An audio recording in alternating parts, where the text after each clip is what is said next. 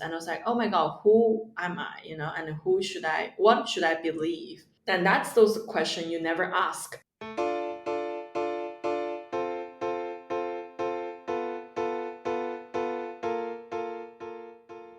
It's Uncommon Good, the podcast where we talk with ordinary people doing uncommon good in service of our common humanity. I'm your host, Polly Reese. Fam, I am so incredibly excited about our guest this week, Chinese-Australian stand-up comic Huang. Maybe you haven't heard of her before. Let me give you a little bit of credits. Grand Final 2021 Raw Comedy Melbourne International Comedy Festival. Just this past week, audition set, Australia's Got Talent, standing ovation, all 4 judges, glowing comment from David Walliams himself. Incredible. Can't wait to see what Hu's career does, what she does. I'm so excited. Note off the top, this conversation has some explicit language, so if that's not a good fit for you, feel free and switch off. We'll catch you in the next one.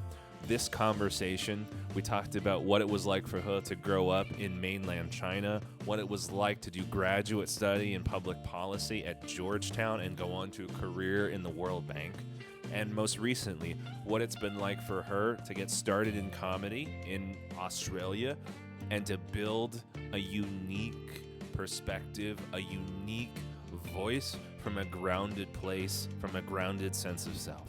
Please enjoy my conversation with He.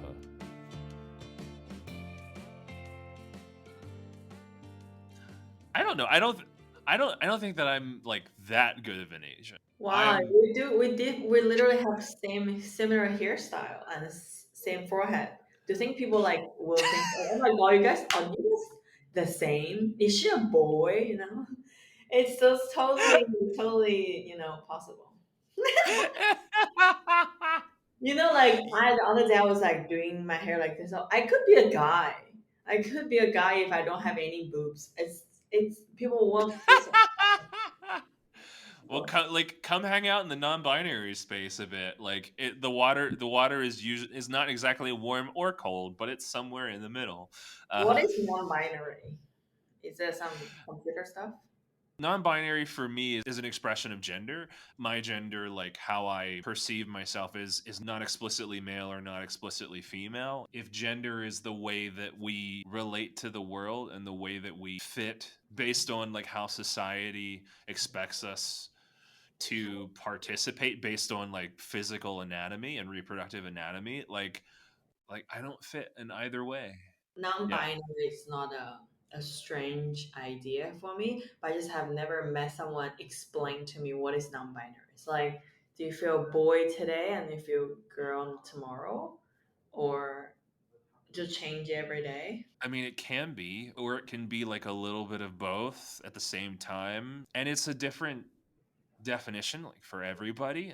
The trans non-binary community in the United States is reasonably small. The Asian non-binary community, I would say, is even smaller as a subset of that. I don't know that we actually have common definitions yet for what constitutes non-binary, because the term, as I hear it, is intended to leave lots of space Mm-hmm. so that it can include lots of definitions and lots of identities.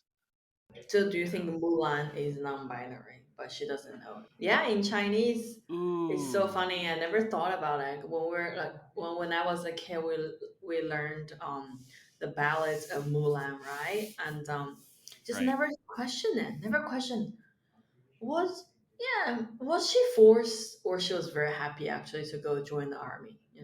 She did Hmm. so well, and she might be just a gay or lesbian. Could be. Or Could she have just love guys, but identify as guys as well, That's like thousands of years yeah. ago. But people just don't know that's a thing. Now it's everything's possible. I don't know that I even ever made that connection to Mulan as like gender queer, potentially trans or non-binary, but She that's could be. yeah. And she definitely She looks buff. Because at she's a least bitch. been mistaken by other guys for guys for 10, 20 years. How rough you have to look. At least like Disney made her look buff, made her look like really, really fit. But still feminine. Like I can still the Yes. slim figure of her, but I think in real life because Mulan was happening in the time of China is not now that nowadays China. It's like all the Yes. invasion from nomadic on the north, and those people tend to Yes. be strong. So I think she's just an ugly and strong woman. What sort of impact do you think that Mulan being a story told by Disney has had as on the way that it's told, say, at No home? impact for me, but probably for you Yeah. guys because you guys are Asians in an English-speaking country. For me, I didn't even know Mulan was an animation before I, Mm, become a uni student, start to learn English. I was like, Mulan is just something I need to memorize for the exams, Mulan, the mm, Mulan, the ballad of Mulan, and something like still the teachers would say like she did it for her family. You need to sacrifice for your family. That's the idea I had before the whole, feminist movement yeah. about Mulan. I didn't know anything. I was just like, oh my gosh, she sacrificed herself for her family. And then she defend her country. That's it. That's such a beautiful story. I wish there were more beautiful stories of like queer Asian role models. Like we would use the language of fairy tale, but like there's nothing like that in the States. Yes. Chinese gays are so popular. I mean, it's not because China does not have religion. So I Yeah. think being a gay was a fad for like Qing Dynasty and a lot of the Mm. ancient Chinese dynasties. They always have concubines and women and gay boys just as a friend. Sometimes they just do some anal together. As I was preparing for our interview, I did a little bit of reading, and some things that I read talked about ancient ways, worshiping ancestors, um, like in indigenous. We would use the language indigenous traditions. Like, did any of that come through, like in your experience when you were growing up? Yeah, I don't. So first of all, I don't know.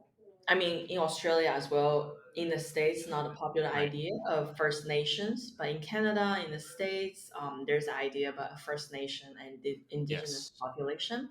So for me, I didn't know that idea.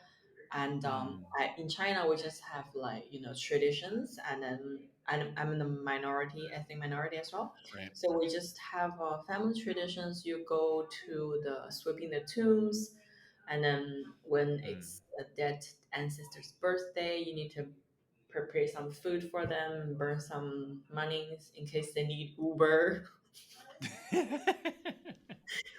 It's so sad. Chinese ghost. It's always about money.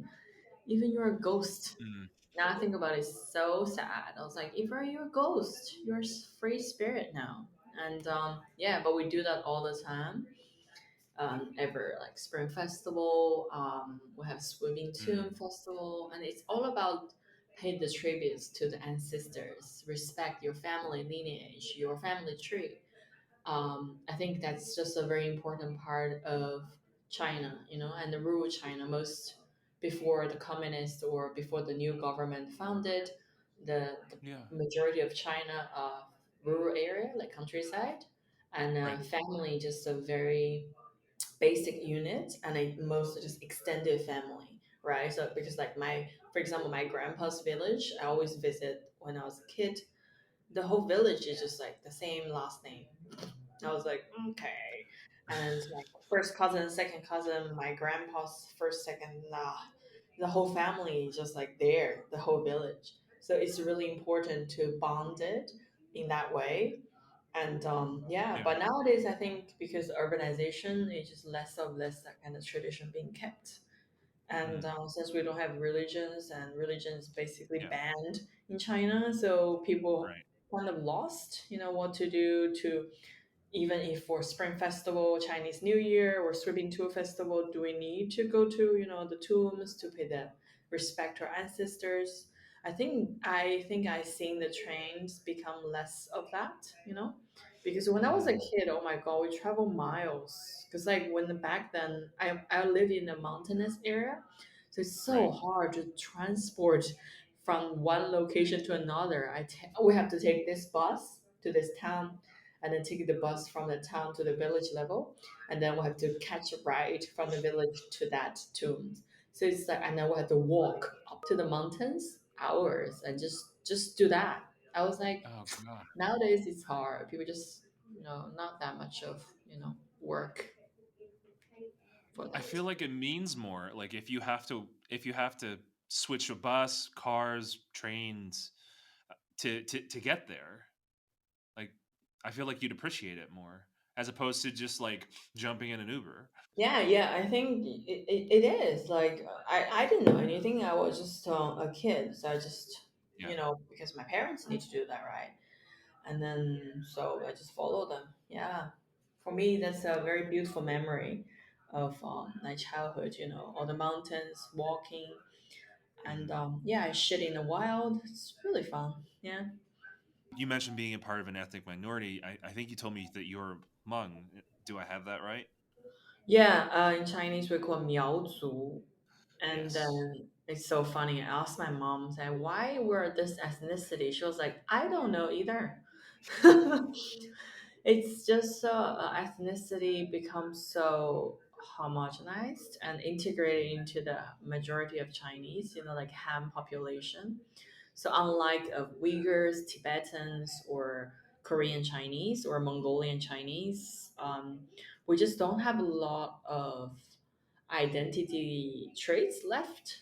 So those like ethnic minority in China, they're very obviously because I went to the university for ethnic minorities. So we have classmates who are Mm. Uyghur, Muslim Chinese, Tibetan Chinese, Mongolian Chinese, Korean Chinese, and I was like, they're so obvious.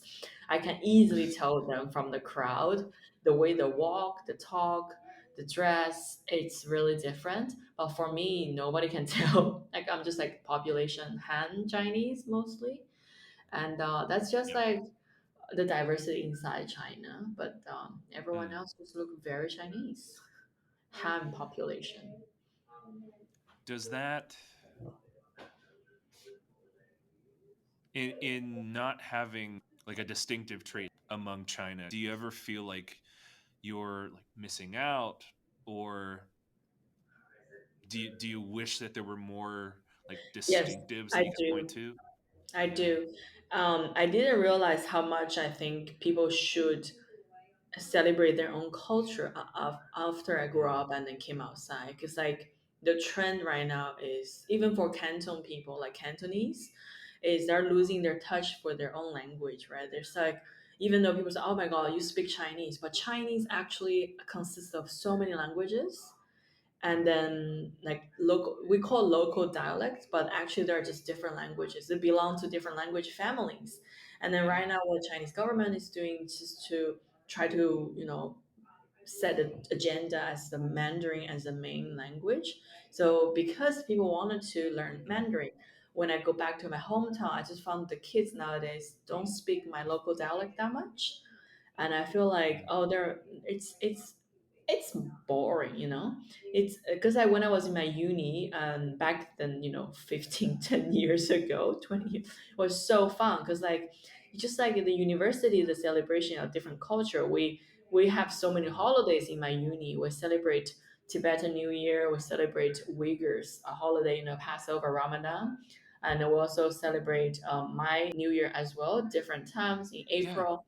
And then we have other Yeah. ethnicity, Yizhu. They have another calendar for their New Year. So we have New Year's all year round. It's just so fun. And then a different ethnicity, like for Korean Chinese, they have their own tradition of different instruments, and then it's just like Yes. it's beautiful to see the celebration of different culture inside China, even though people outside China may not understand it, but we just like it. It's so fun. But nowadays it's just like you see less of them, and it's just like, oh my god, it's so sad. Everybody becomes the same, and it's so boring because you have so many unique stuff about your region, your city.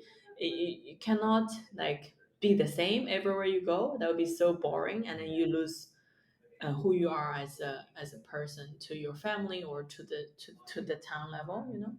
Yeah, that's why I feel like even for my upbringing when I grew up, even though we do a lot of Mandarin and stuff, but we speak local dialect. My parents they don't speak Mandarin, and at home, and then we have the traditional dance in between classes. Like afternoon and morning session, we have our traditional dance moments. It's so fun. Yeah, so it's very fun. I feel like I learned a lot about my culture. Now I think about it, but now I don't think they have that anymore. Everything become like standardized and then the same. It's really sad to see nowadays kids talking Mandarin when I go home. And I was like, oh, just speak your local dialect. It doesn't really hurt because they think like speak Yeah. Mandarin is posh. So their parents trying to speak Mandarin with them, like so sounds so awful. It's like, ah, just speak your local dialect. Yeah. It's nothing to be ashamed of. Yeah. I love the idea of there being a dance break between classes of just like It's so funny. whatever between math and science. Let's just go out in the It's hall, like. yes.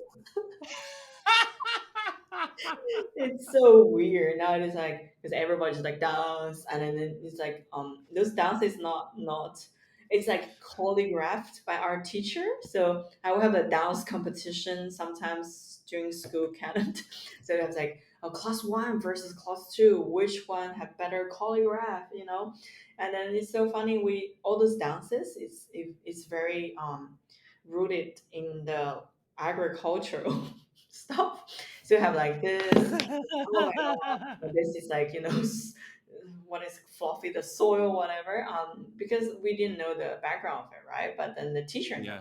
and then he was like, okay, this is dancing celebration harvest. I was like, we don't harvest anything here. but um, but it was really fun. It was really fun. We have to wear the traditional costume as well for the competition if we do that. And yeah, that's just like for my year. I don't know. I think my year in that town, or like generally speaking, was a good year for all my generations, because like the school was just like so happy and then just wanted to encourage innovation and creative stuff. So I think all my classmates right now, even for my Mm. small town, like really small town in China, they are in Japan and in the US. They're very achieved and then have very independent thoughts and then critical thinking. I don't see that in other generations, like kids born after us, they become more and more into exams. Yeah, when my year we're still Mm. not really harsh on ourselves, but we still like study a lot, but not that, we have our class magazine and then we have all sorts of stuff going on the internet. We have so many fun stuff happening. I mean, yeah, happened. You told Yeah. me that you told me that you had a lot of hobbies too. You told me that you were into comics at one point. You were um, that Yeah, you were a musical kid as well. I That am. I'm sounds like such such a. a rich place. I have a joke about I'm being spoiled.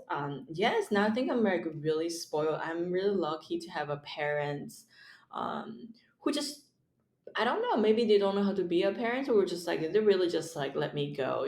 Just let you explore whatever you want. And then I remember, yeah, I have so many hobbies. Hmm. I like to read comics. So my mom gave me all the subscription, magazines, and then monthly magazine, and then they Wow. would have all those like comics on it. And I was just like, one is the world of the universe of comics, and then another one is the humor monthly. And then another one is I love science. And yeah, and then I just have so many hobbies growing up. I tried dancing, playing piano, playing the Chinese traditional instruments. I did playing ping pong, and yeah, badminton, everything. Chinese calligraph. I went to classes, and swimming, and what is? Oh, I was really into collecting rubbers. erasers, like erasers. So I Yeah, have like you right. have like two boxes of erasers. They're so cute, different shapes. I have like teacup erasers. I got so mad with my cousin one time. They stole some of mine. My mom was really mad. She was like, "Oh my god!" I was so mad. Like I didn't know what happened because I really cherish those erasers. And then they just like Yes. those cousins just went to my room when I was in high school outside of city. And then I came home. My mom feels so bad. So I'm so sorry. They stole your erasers and it's gone. All of Yeah, them? back then I was so Oh, mad because those erasers are so cute. oh, Of course, they won't have some, but now it's like whatever. They can have all yeah. of them. I still have two boxes of them. You do. What is your favorite one that you still have? Oh my god, I love so many of them. I think one of them is this. I have a fire extinguisher. So cute. Erasers. Yeah, that's so cute. I I immediately love the idea of a fire extinguisher Erasers. eraser Or like, how do because you use it? Of course, if I have it, I'm not gonna use it to erase my math equation. Of course, gonna save it, right? I remember one time I was trying to collect a whole set of yeah. meals. Like they have hamburgers and then sushi and then like so cute everything and then have stove as well. So I'm trying to collect that as well.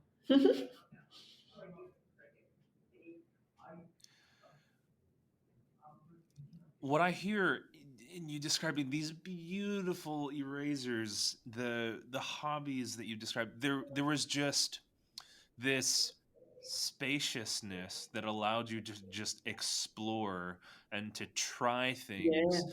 and to find things you liked, things you didn't like, to be great at some things, to fail at other things. And I feel like that's a really rare and precious environment to exist in.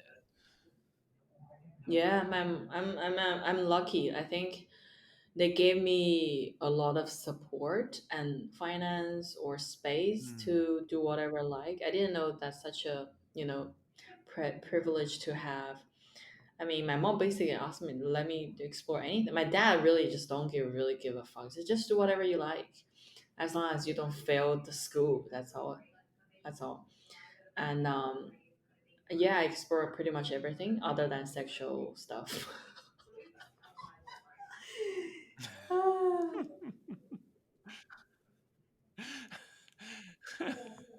I, there's always a line at some point. Like parents always have a line somewhere. Yeah. You Yeah. so you from this space, you go to uni, but then you told me you came to the States and you studied public policy at Georgetown. Yeah, I did. So I was yeah, that's what I'm saying with the exploration. My mom, they just like okay, what do whatever you want. So basically, in my uni, yes, they are so supportive. Like they gave me the money as well. I was like, fuck, I'm just like so grateful. I can never pay back them. But another story is like when I was in uni, I gave myself some targets to do. One of them is to be as exchange student or be join the army. That's very two different objectives. And then be a volunteer. So I really love stuff. Yeah, it's a very dramatically different goals. So I finished my volunteer service. I did my volunteer. I organized volunteer events, Yeah. and I become an exchange student. So originally, I really wanted to go to France, but then I was not competitive enough to get that slot for the France program. But I got the American program, yay! So I went to the States. I came to New York City. So SUNY at Westbury, I did my year, my what is it called junior Hmm. year in uni there, and that really opens up my world. It's like, oh my god, it is so different what compared to what I was taught. And then my world kind of like upside down. It was like, oh my god, what should I believe? What should not I believe? Yeah. Like just like so different. And then that's just really opens up my perspective. So I was like, oh, I wanted to have more of this. So that's why I decided to go to the States for a master's degree as well. The reason I did a policy is like my most of my family members and then the friends are from the work for the local government, and then my Hmm. mom, they always show me the good side. I mean, they're the good public servant. My mom, my dad, they don't Sure. involve in any of like, organized crime against humanity, I guess. And yeah, so That's they good. just like, yeah, they're like, just be honest and do. My dad is really idealistic person as well. He wants to do things good for the public, and that's how I just like feel like I wanted to be like that as well. So when I was in uni, I did a lot of parliamentary debate. It's all policy debate, like, oh, so what should we do, like principle wise, that we have utilitarian, individualism, all that. I started to get to know more about social policy, all the ideas we debate. You can't believe that back in my uni in Beijing, we debate if Taiwan part of China, like in Beijing, and that's allowed. Now it's unthinkable. Yeah, like we debate Yeah. about like Somalia, Paris, and everything. It's just like so interesting. Wow. Yeah, it was like, oh, this is such an interesting part of policy making, right? Because we're doing we treat ourselves as a Yeah. British politician, which is so surreal in China. We have upper house, lower house. I was like, what? Why would of the government whip, opposition whip? So what is doesn't even exist in China? Yeah, so it was so fun. It was opening up my world, and then I was just get really into policy. So that's why I Mm. chose to study more for my master degree. Yeah. And then I went to the States, I started to study, and I was like, oh my God, this is not what I thought. It's so difficult. I'm so bad at math. And all my policy making, like social science in the States, are so quantitative, heavily focused. And I was like, Mm. I'm so struggling to finish all my problem sets. I don't think I'm qualified to be a policymaker. But then so many times I wanted to quit and go back. My mom's like, "Yeah, come back." You just like she doesn't want What? me to. Yeah, she doesn't want me to be away from her. I think. Yeah, Oh, she was like, "Just come true. home and stay with me. You don't have to finish that, whatever." And then I was like, "No, I cannot. Quit. I'm not a quitter." And then so I just managed to survive the 2 years. It was so tough. That 2 years was so tough. Yeah. And then after that I started to work in the policy area, and then I just got frustrated about how bureaucracy doesn't matter if a Chinese government, other government. It's just like if it's government organization, it's bureaucratic. And I just like I'm not patient, and I was like, oh, I have such a good intention. There's a book Yeah. actually in my field, it's called Good Intention. And it's no, it's all about how good intention turns into bad results. Yeah. And I was like, no, I don't like it. And then I just have such idealistic about policy making. And I was like, oh my God. So I tried a Yeah. different perspective in my field for 5 years. I was like, I don't see myself to do this for the rest of my life. So I was like, yeah, no, Yeah. let's quit. I don't want to do any of this. Yeah. I know, I know, like doing like public policy work. You use when we were talking before, you called it charity work. You mentioned that a little bit of the work involved like some of the financing from working with the World Bank. I know that none of this turned out the way that you hoped it would. It wasn't what you Yeah. wish it would be. What were you hoping it would be? What did when you took the gig, did you what did you think it would be like? Yeah, I think it's just because I was too shielded by my mom Mm, about reality. mm, So I just have this rosy picture about, okay, so let's do a project. And then it's a donation, right? So it's a welfare, yeah, it's a livelihood skills. We teach the local people and then try to help them to reduce the poverty rate. And then yeah. you have this good intention, but you always forgot there are people involved, and then different people have different gender, and then they just Yeah. have so many politics, and then we have millions of dollars wasted, and then the Yeah. local people doesn't. I think it's hard for people who does not do my profession to understand the industry of international development. If you have ever visited Africa, you will know what I mean. And there's an article about Yeah. white man's burden, whatever. White man's destroying Africa. Say more. Like, no, no, no, no. But It's we so have time. Like, weird. It's so weird.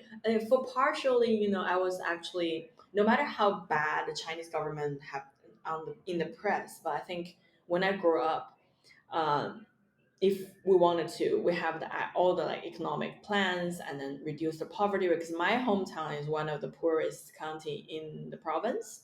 So we yeah. had a lot of help from Australian aid, Japan aid to help us to build up the infrastructure. But I think the Chinese government just intentionally blocked a lot of outside aid. Um, Hmm. to influence the local politics, but they're happy to get the infrastructure, which is like good. And then but then when I so that's my mindset, like if you wanted to develop, like help your people lift them out of poverty, whatever that is called, right? You need to education and focus on their what they need, what you have to done by the locals, right? But then you go to Africa, you see a lot of poverty reduction projects. They're all conducted by white guys from the States, from Europe, Yes. and think Yes. doing whatever they think is beneficial for the locals. And oh my god, I was like this. And then the locals just like, it's been there for 100 years, so they're get used to it. So they Yes. don't want it to solve the problem by themselves, and it's colliding with those like corrupted politicians, the president, the system, the government. And then they're just so used to be had this panhandling stuff, like they just accept the donation. And Yes. then there's a whole millions of Africans just employed by those like big World Bank, UNICEF, and UN, Right. and doing work, just paperwork. It's not actually some work. You help your locals to learn some skills, to like to actually help them get out of the vicious cycle. It's just like white men think what's the best for the locals, and then just do it by their own wish. And then you're just like, oh my, and then the locals become so used to the mentality that we need to get help, or rather than help themselves, Hmm. from their own community, organic change. And then you can just like this vicious circle, just like running around. It is so bizarre to see that. And then from a place like China, my hometown, we just like do ourselves, we educate ourselves, focus on education, and then we make the change ourselves rather than helped from outside. We do have help, that's not a doubt, but Yeah. still like the help amount of help compare we what we received and compared to what is happening right now in Africa, it's just so different. And then I was like, oh my god, this is not what I thought. I thought I was just gonna go there, assist the project, and then the project will be executed, and then the locals Yeah. will graduate from the project and then just make everything happen themselves. But no, it's not. It still relies on the donations and the projects done and down. They get the money and then they're out. And I was like, oh, this is not sustainable. I guess it's still like poor area. It's not changing anything. And then those like organization, they mix with the local government, so and then the national government and the politicians is so much intertwined with each other, and then corruption happening, Hmm. money missing, and then the white man's Hmm. burden or white man's privilege in the local area. They're hired the cheap help or servant, they use their privilege in the local area. There's so many things happening, and it just make me feel not comfortable to be involved at all. Yeah. And I just have this rosy picture about how we should be, like my dad, and then Yeah. and then you have the reality that, oh, you're part of the problem. It's like, okay, bye. I don't want to be part of the problem. Yes. Yes, it's very frustrating. So I was like, oh no, no, thank you. Yeah, and a lot of people like me, they have good intention, but then they just slowly become the problem. They fly the business class to the developing country to help them, to help them to do the infrastructure. help project. I mean, can you just hire local people who are educated as you are and then just do the project locally? Why you have to fly this consultant all the Yeah. way from this end of the world to that end of the world, a business class, five-star hotel? Like, that's not how it works. You should hire the local help and educate the local. But this is already existing system. There's no way you can break it. You're either in the system or you're out. Yeah. Hmm. You you you you described yourself as like an extremely empathetic person, that you just feel so much of this corruption and injustice and waste so deeply. That sounds like seeing all of that and having that like sit on your conscience must have been a huge burden. Yeah, it is. I mean, I don't know how other people feel about it, but I just feel, yeah, I feel like, yeah, I just feel like frustrated all the time. And you were just like small. There's nothing I can do to help. You know. Yeah. For example, we have like millions of dollars donation for one project, and the project is to help the young people in the local. The Right. whole process of selecting young people, they involve a lot of work, and then the white people don't even speak the local language, and you like, okay. Mm. And I just like feel frustrated because like I was like, I'm not qualified either, like I'm Yeah. here doing what, why don't they just hire someone, and then the white privilege is real. Like they actually go there, boss around, and then if you're white, you definitely have the privilege to do that, and people certainly have respect. And for me, from as I just feel like I'm an outsider to do all of Yeah. this, and I feel like I'm not even an expert in, either skill development, education, whatever. So I'm just here to help, and I don't think even I'm qualified to help. So, but then you do have those old white guys who are such in debt in this industry, just walk around with their knowledge. I was like, what did you do to help this country? I don't understand. And with their young African wife, with their privileged Yes. place to live, their own cycle or their own neighborhood to stay. I just like, I don't know. I Yes. just don't want to be part of it. It's. I think it's just excuse to them for them to want to travel around. That's all. I can do comedy and do that, so and I feel happy about it. I hear I hear this common thread between, as you were describing the kids back home in your hometown back in the province, uh, not speaking the local dialect but speaking only Canton, and then hear the sense of what help should look like and what constitutes a good life. That there's this erasure of local identity and a sense of community and a sense of tradition, of identity, of there, Yeah. like we're losing who we are. Yes, I think so because I feel like the world become more homogeneous, Hmm. and I just I mean I'm saying this in English, so it's actually very homogeneous, but I just feel like Fair. people That's very shouldn't, fair.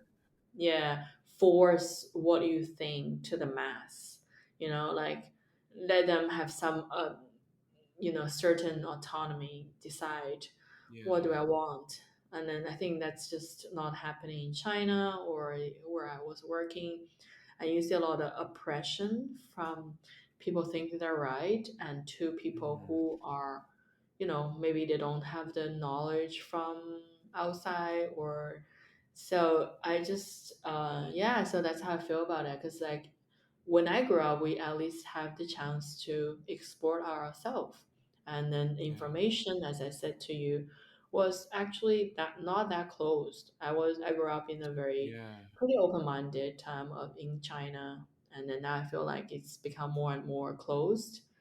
And yeah, and then people inside the country or just like the kids after me, and just become so ignorant and more shielded from the world, Yeah.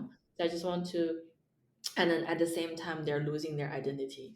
It's so pathetic. Like they are losing their identity. They don't have the freedom to explore it inside China or outside China. So that's a thing happening right now, I think. But for me, I just really appreciate the time I get to explore at least, and then without all this like noise, and then what you should do, what you should not do, like the same Yeah. agenda everywhere you go. So yeah, that's how I feel about it. Does it feel like that homogenization that is like coming from like the government trying to keep ideas out?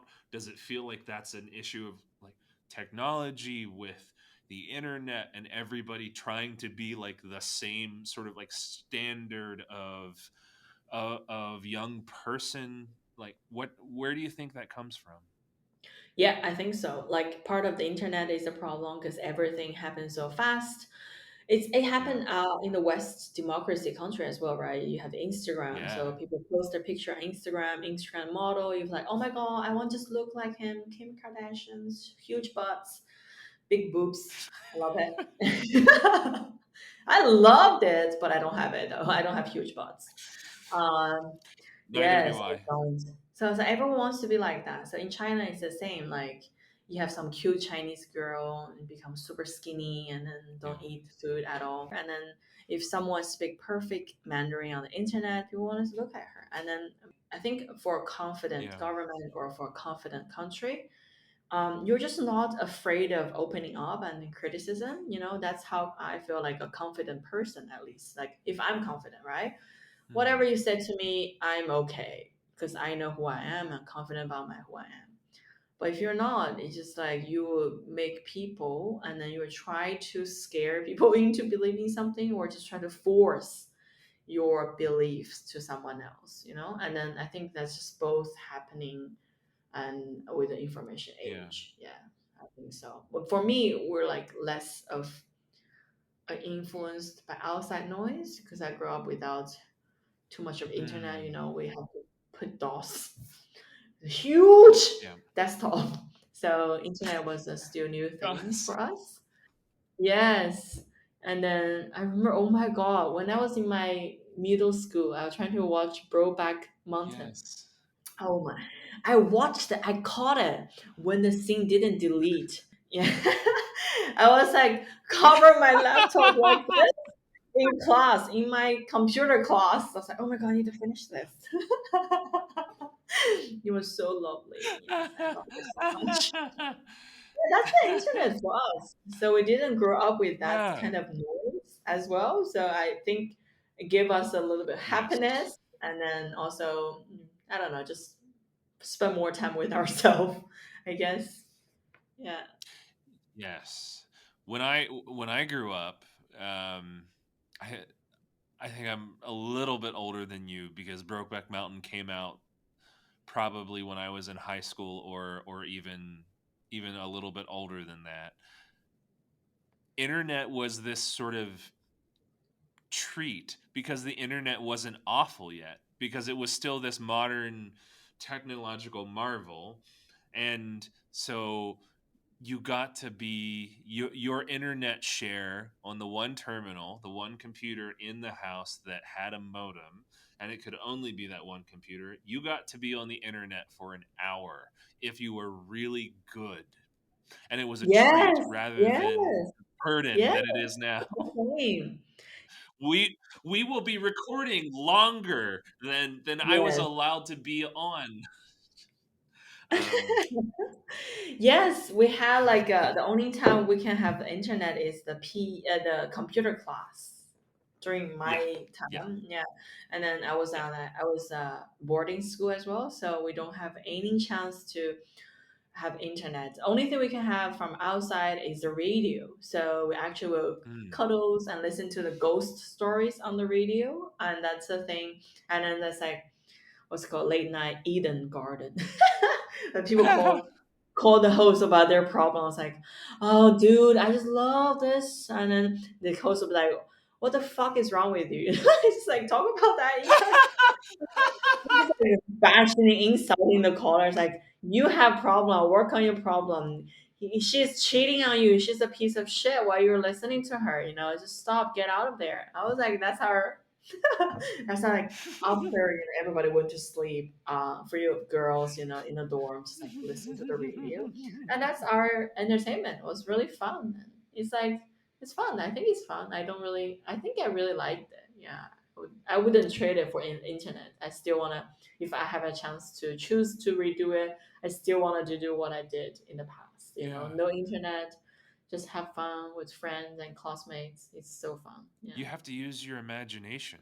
Like with I feel like such an old person, but with TikTok and Instagram, like all of these visual media, there is like everything is there for you. With when you listen to a radio show, you have to imagine like what the character looks like, what's being said. Yeah. Yes, yes, it was so fun. Late night Eden Garden. I still remember the name of it. 午夜伊甸园. That's so fun. One of the things I heard you saying is that you have this clear sense of self, and that doesn't come easily. One of the things that you said really gave you some time and space to find that was beginning work in comedy, which I think that you said you started while you were here in DC. Yeah, I think it's Mm, just took me a very long time to figure out who I am. And then mm. one of the benefits in this, so I think like that's why I think US is a big part of my life. I have a DC flag on my butt. on the on my left thigh, and when my mom said, "What is that tattoo?" I was like, "It's a district flag." Just like, why don't you tattoo Chinese flag on your butt? I was like, oh my god, I'm Chinese. I don't need to tattoo anything Chinese on myself. But the point is like, it's not only by doing comedy. I think it's Yeah. before that. And since I went to the US for my exchange program for a year, I start to, oh my god, like my world collapsed because of Mm, everything I was taught and then just overthrown by everything I learned in the States. And then like my worldviews, my values, and I was like, oh my god, who am I, and what should I believe? yeah. And that's those questions you never ask, and I never asked when I grew up because you have such a hectic schedule for study, and then your parents never Yeah. gave you the freedom to ask questions. They gave me the freedom to explore my hobbies, but they never explained to me what should be. Maybe they even my dad pretty spiritual person, but my mom, she's just a happy person by nature.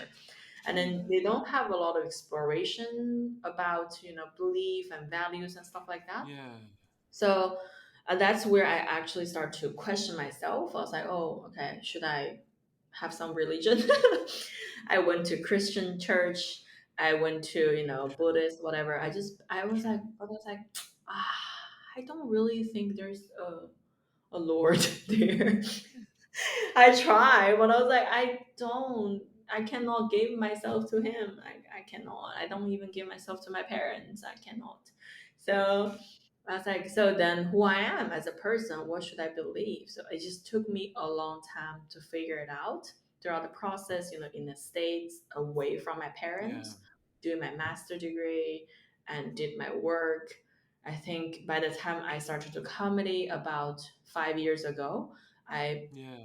have established who I am at that point, roughly, right? And then by the process of doing comedy, and then I become more and more confident about who I am. So and now I'm like Yeah. really happy and just comfortable who I am. Like I know I don't have any built a religion, and I'm Hmm. atheist, but I just believe in doing good things, and then that's it. I don't need to believe in any religion to feel good about myself or just feel something I can rely on. Just I'm an atheist, and I just believe in doing good things, and that's it. And then also I have other values established who I am, in terms Yeah. of how to deal with families, how to deal with all those two sides of the China, inside China, outside China. So I have pretty good understanding about that as well. Yeah. Before I was like, oh my God, what's happening? Why there's a one thing they said about this and another thing they said about this. And I was like, oh my God, it's all about manipulation from the media, from the capitalists, or from the government. Mm, It doesn't, say Chinese government necessarily evil or American government necessarily good. They're both evil and good. So before that, I was like, oh my God, what should I believe? I don't know. And I think that the process of doing that it involves a lot of reading as well. So you have to read the history, the policy, the yeah. philosophy, and the watching a lot of documentary. I think that everything just helps. It's not like I figured out myself. And also talking to your friends, your peers, people who have similar background, who does not have similar background from different Yeah. cultures. So I think that everything happening in that past 5 to 6 years just helped me to figure it out who I am and confident who I am. So now I'm so confident. I'm so comfortable about myself. I'm just a bitch. So who doesn't give an F about anyone else? Oh my God. All this expectation from my parents for nothing. I think people nowadays become more and more extreme, like in their Mm, views, like this is gonna be good or bad. But so many things just in between. Like people say, "Oh my God, Chinese government is the worst," but no, they have done a lot of good things. And then I have known a lot of people who works in the government. They're good people. They're grassroots yeah. public servants. They're not evil, but there are really bad guys in the government as well. But I think that's just like same for American government, Australian government, the bureaucracy. And then a lot of people just don't say that nowadays because it requires a lot of nuanced understanding about the system, about the world. And it's just a lot Mm, of brain work for a lot of people. yeah. So, but yeah, so it's like either extremely bad or extremely good. But no, you are consist of humans, and humans are just not perfect.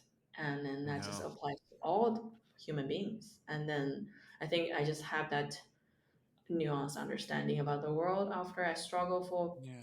quite a long time. And then, as you said, when I realized who I am, I was so liberated and then so free. Yeah. So it's like I'm just comfortable. I don't think being rich or poor doesn't really impact on my comfortability about myself. Yeah. Because I know who I am, I know what I want, so that's good enough for me. Yeah.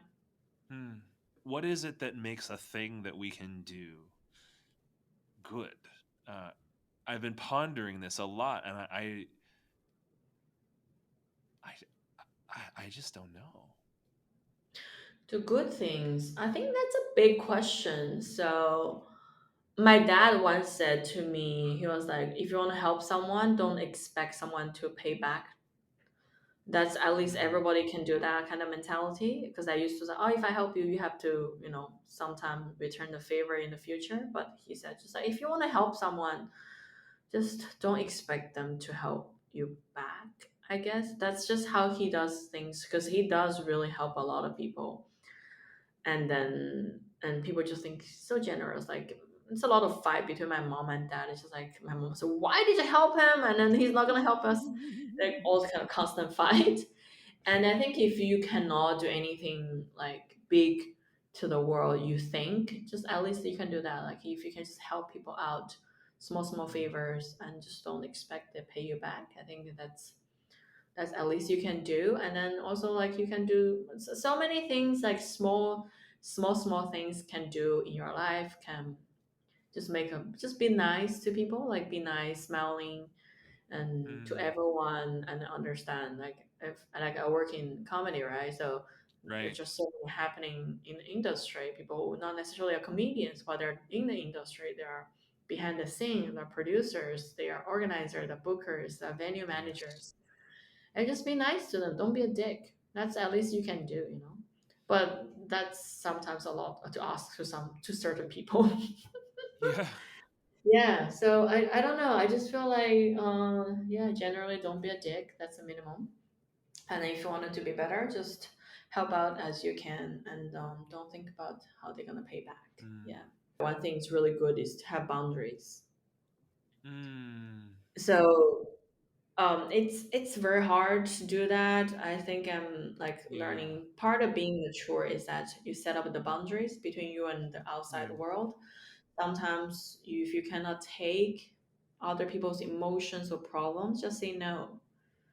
That's good. That's good for you, and then that's good for someone else. At least they know you're clearly rejected. You know, don't leave them Yeah. hanging there. And then that's good for me too. If I want to work with someone and he's just like, oh my God, I'm not sure. And I said, just give me a no or yes. And I Yeah. will be happy. If it's no, I will move on to find someone else. If it's yes, let's work on it. But sometimes like the boundary of the, and then the power of saying no is so hard. I do understand that. But yeah, but you just need to learn how to say no and set up the boundaries. Oh my God, I have to teach my parents the boundaries. It's so hard. Well, I know, right? Like I grew up in the States with white parents, but like there's like we have this term for that phenomenon, and like being Asian but sort of but not, and the language of model minority, we use, it's a whole thing. But it in the culture here, like it almost felt like it was wrong to say no when you are asked to help. But that boundary, I hear you say that finding that boundary is just so life giving. Yeah, it is. Yeah. I'm still learning, but then it's really a very powerful skill to do good. I think you're doing good for Yeah. yourself and then for someone else. So people will know you can or cannot. Sometimes for me, part of the problem used to work on is I overstretch myself, and in the Yeah. end, everybody's upset. So I said like I have so many commitments and I say yes to everything, and then I just overstretch myself to everything, and then in the end Yeah. nobody's happy. So I think that's a process of you figuring out about yourself, what make you happy, what make you feel good about yourself, and then also you're doing someone else a favor as well. If you're committed to something and you're gonna be shit at it, don't do it. Just say no.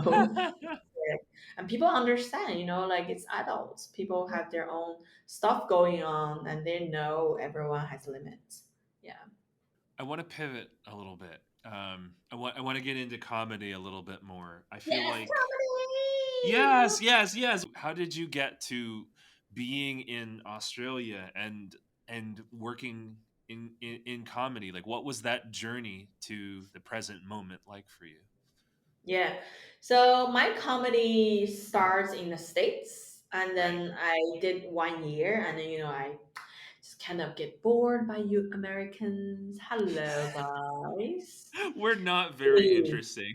We're No, just no, really you loud. guys are interesting, but I just travel so much inside the States. I feel like, Yeah. okay, other than the big cities in the US, everywhere else is just shopping malls like George Carlin or cornfields. I was like, oh, thank you, I'm gonna go. So I decided to explore the world more, and I went back to China and then did my year there. And Right. then I was like, okay, China is not the China I grew up with. It's very changed, and my mentality was still back in the uni when everything is so opening Yeah. and very welcoming. I was like, what's happening right now, China? You can do better. And so I left. I was like, adios, bitch. Mm. I'm gonna go. Yes, I was like, I cannot do this anymore. I want to go. So I decided to come to the easiest country for Chinese nationals to get a visa. Like, I don't want to, get on a boat and travel here illegally. I said, I want to properly came here. I said, I came here with a working holiday visa. It's so funny. I was chatting with a very senior and famous Chinese comedian doing English comedy. And I was like, I'm going to Australia. Do you have any tips for me for comedy career? And he was like, Australia, do they have comedy? to be honest, before I came here, I didn't know they have a pretty. I mean, they have active comedy scene as well. I only know Melbourne Comedy Yeah. Festival, so Right. that's why I went to Melbourne. So I went there and then start to get to know. I didn't know anyone. I just came here like I did with all my traveling. Just trust the people are good.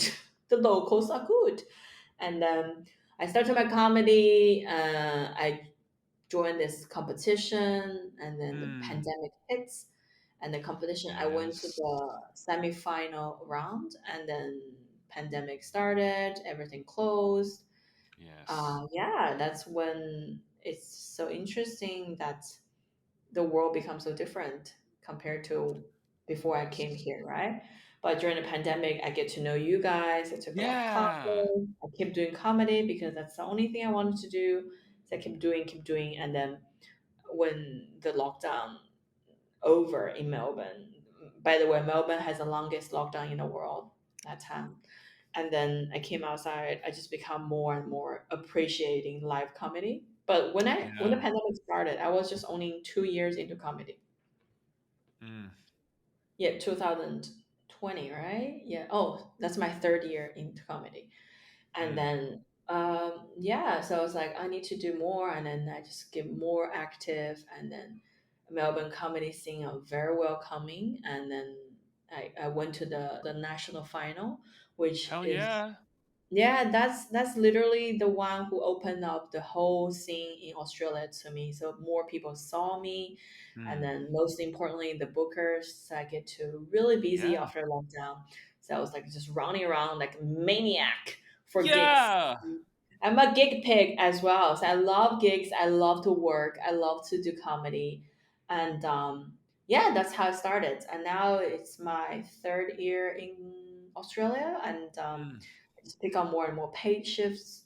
Compared to Americans, Australian does have a smaller scene and fewer comedians. So, which means if Mm. you are good, you get to the level of being paid faster compared to Mm. Americans because you're just too many of you guys, comedians, and so competitive. All of you guys are awesome. So here it's smaller, so I get paid quite often here. I'm doing more about festivals, which is different from the States. Here, Fringe and Comedy Festival are Yeah. legit. They're not a scam. They're actually a festival and have audience. Yeah. So yeah, I get to a lot of explore a lot about myself, who I am. I'm still trying to figure out my voice. That being said, because comedy just no shortcuts. You just have to Yes. put in the work and then let it figure out itself as time goes on. And here in Australia, compared to American style of comedy, they are more. The audience here are more generous. So if Mm. you maybe 2 years, 3 years, you can have your own solo and still have audience. That's how actually they're desperate for comedy. And Wow. because of that, I get a chance of explore myself more Yeah. freely as a person, as an artist, as a performer. So yeah, that's like really really grateful so far. Like everything Australia has been giving to me, just like very nice. I haven't had any problems, and there's so many Asians in Australia. So good. The food is good. It's close to Asian market, and then Asian Ooh. countries, and then a lot of Yeah. stuff are cheaper. Easy to Yeah. get it. They can just ship it from China, from other parts of Asia. It gets here so quickly, and yeah, so far it's like that. And yeah, I am no stand up. I'm trained as an improviser and as a sketch writer. Um and as well as a musical improviser. I'm trained as a keyboardist, but we have more stand-ups, so the scene by virtue of that is more competitive. I don't know that we're necessarily better. Like I've seen a lot of and I love young comics, but it's not a matter of whether comics are young. I've just seen a lot of lazy stand-up comedy. what do you mean like by lazy stand like up? mediocre. Like the jokes are like the jokes are like half of a joke. Like it's a really good premise, but there's nothing unexpected, or there's new perspective.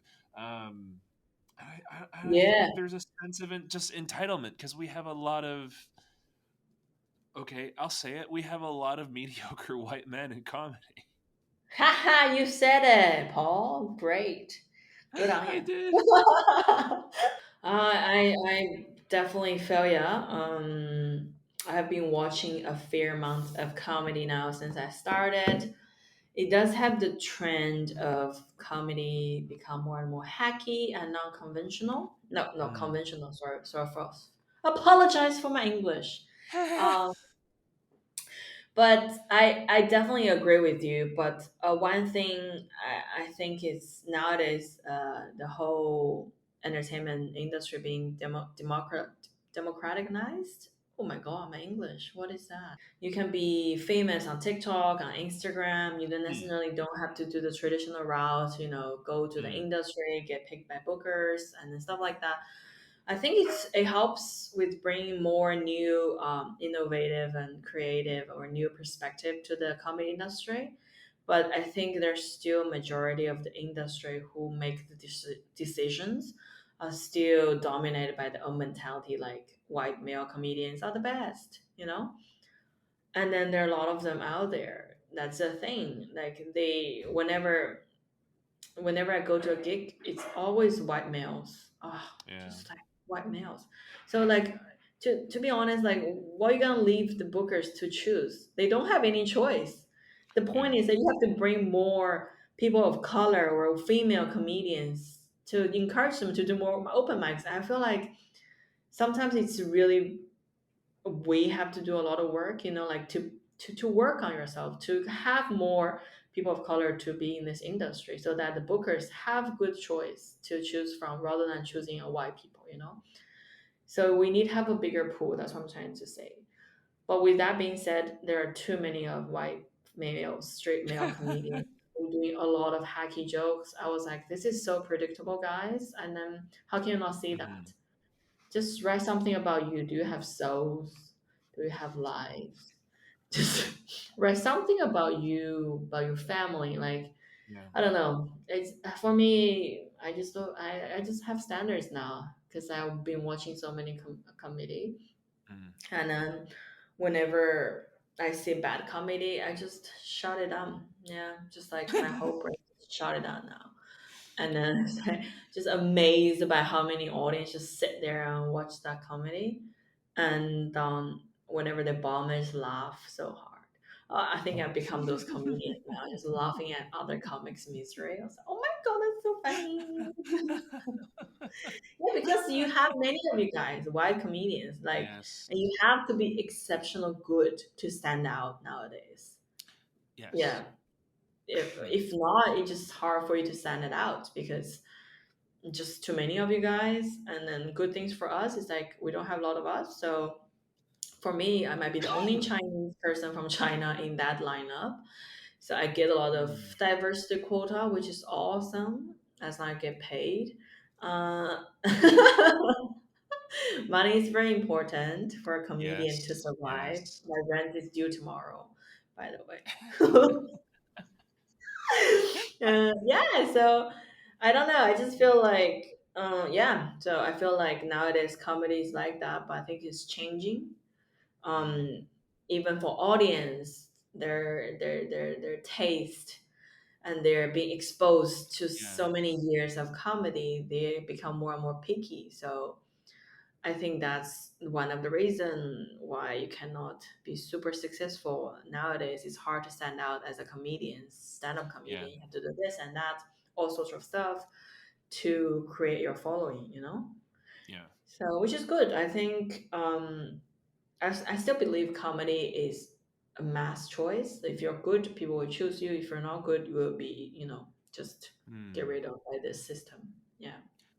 Even while comedy is becoming so much harder to be successful for all of the reasons that you've talked about, what gives you hope about it? What gives you hope about continuing to work in the industry?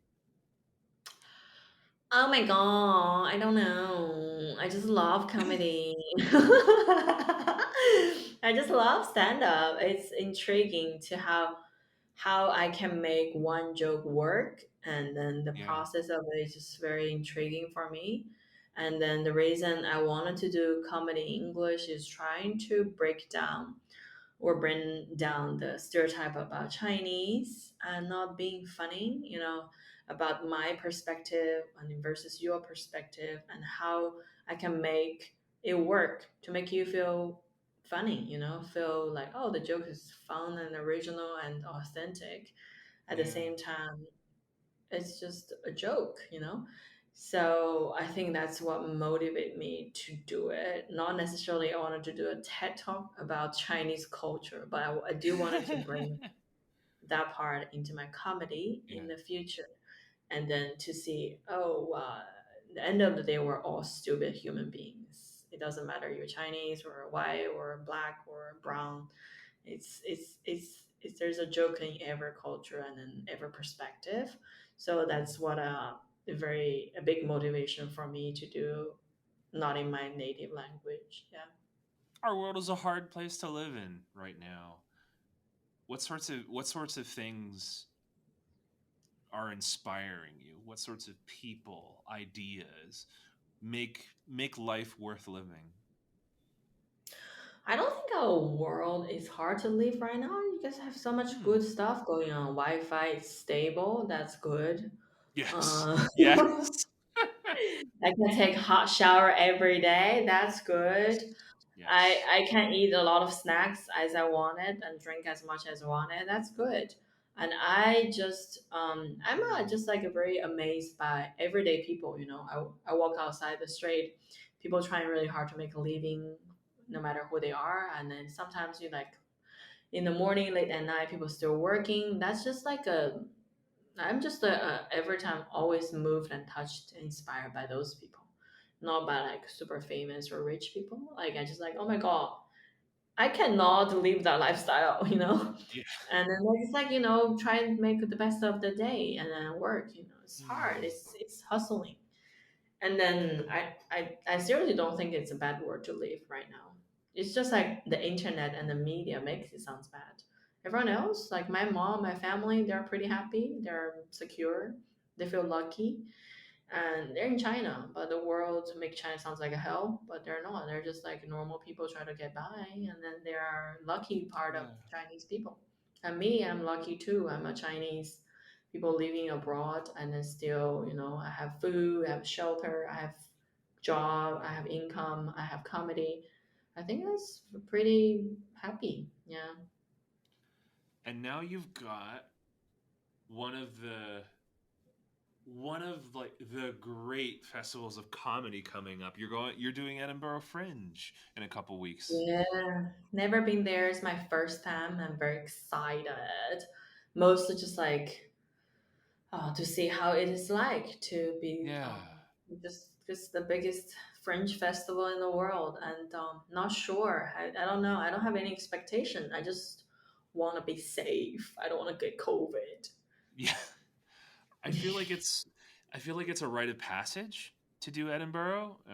Like all of my friends who have done it say that there's a certain, I don't know. Yeah, there's like you're the real deal once you've done a really divey pub to like two people, to you and the sound guy, uh, for like a 10 night run. Not that I would ever wish that on you, of course, but I don't know. It seems like, yeah, um, amazing. I I hear so many things in the way that you describe the world. So many things to be grateful for, to be thankful for, and I think that that's beautiful. Yeah, you. I don't know. It's yeah. More. I think people just nowadays concentrate what they don't have and then don't appreciate what they already have. So Hmm. I think you just need to know it's not the worst. There's so many other people outside just living their life day by day, trying to make the most out of it.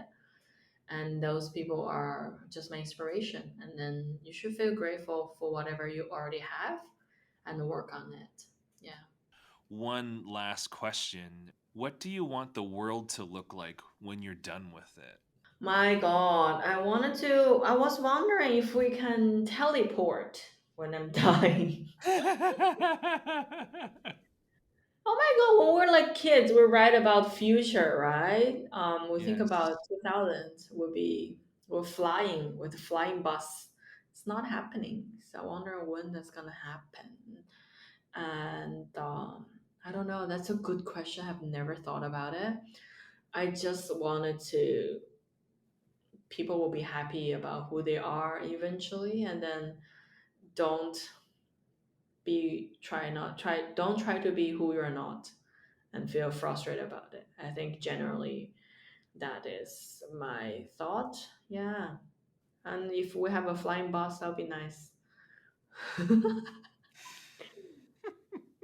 Always wondering. Also, this bus can go to the ocean. That would be lovely. Oh, a bus that could just pick you up, like a hover like a helicopter, but also like not be expensive like a helicopter. Oh, that sounds so good. Yeah, it's so good. And I don't know. I just feel like we're in a technology booming, and hope we Yeah. can have some other great minds before I die. Came to the world, just inspire people with their original thoughts and ideas. That would be lovely. I cannot just read Socrates, Confucius all the time. Laos, some original ideas I cannot think of. I hope someone else can think about it before I die. Thank you so much for being on the show. Oh my God, you're oversaying it. It's my privilege to be here. My thanks to my guest, He Huang. You can follow her on YouTube at He Huang Comedy and on the Instagrams as well. Thanks for tuning in to Uncommon Good with Polly Reese. The program is produced in Southwest Philadelphia on the unceded land of the Lenni Lenape tribe and the Black Bottom community. If you enjoy listening to the show, please support the show by leaving us a 5-star review and subscribing wherever you listen to podcasts. It really helps people find us. Uncommon Good is also available on YouTube and Instagram. Follow us there for more accessible video content and goodies. We love questions and feedback. You can send us a DM on Instagram or an email at uncommongoodpod@gmail.com. Thanks for listening. Until next time, wishing you every uncommon good, to do your uncommon good, to be the uncommon good.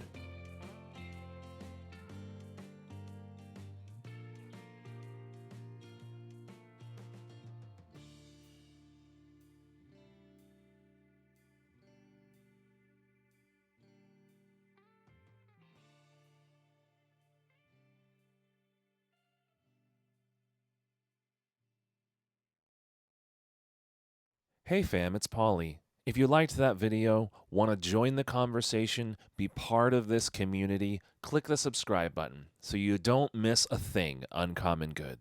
Thank you for watching, and we'll see you in the next one.